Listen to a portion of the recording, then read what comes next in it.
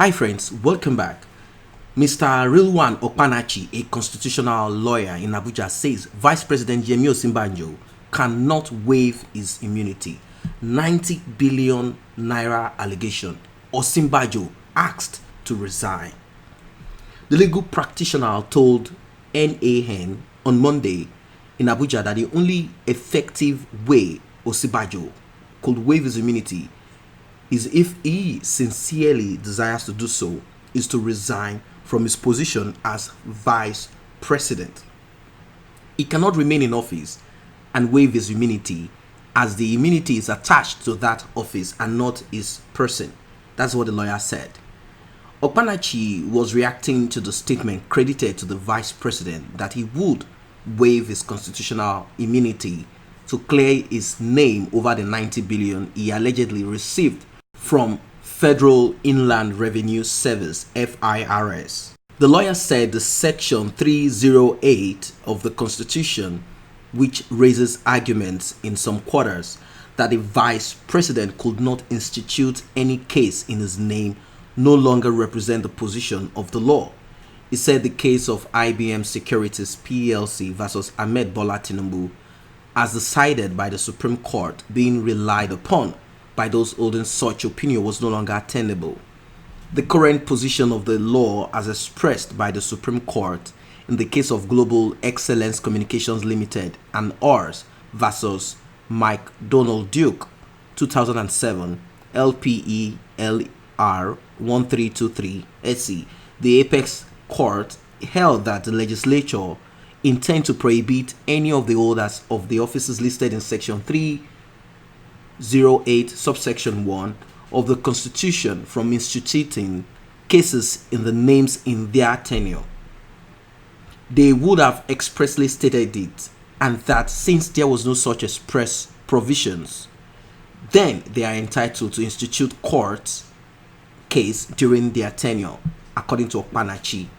Now, as you all know, that this issue is so much tough on the vice president as at the moment, but then one would wonder how would he have been able to receive money from the Federal Inland Revenue Service without the permission of the president, if I might say, because it still belongs to the presidency, it's still the same office.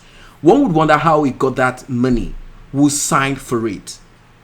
That is what we should look into. And moreover, this money was used for election, party election, simply meaning that the politicians, they actually dug their hands into the treasury, dug their hands into the pockets of the country, of the nation. That is what they've done. They found a way of stealing. That is what they've just done. And it seems all of this is coming to Osinbajo. The president has not been called out for this because he will be aware of what is really happening right now. So guys, what do you think about what is really happening in this case? Do you think Osinbajo should be the fall guy? This is more than Osinbajo. There are a lot of people that are involved in stealing in this country. The president is aware of what is happening. Although right now he's also facing his own tribulation. Osinbajo is facing his own tribulation right now. He has been stripped of the power that he has as the vice president. Some agencies has also been taken off from him, and right now he has to take permission from Abba Kyari of the president before he can actually perform any task, before he can make any decision. That shows that he's just a ceremonial vice president, like a puppet.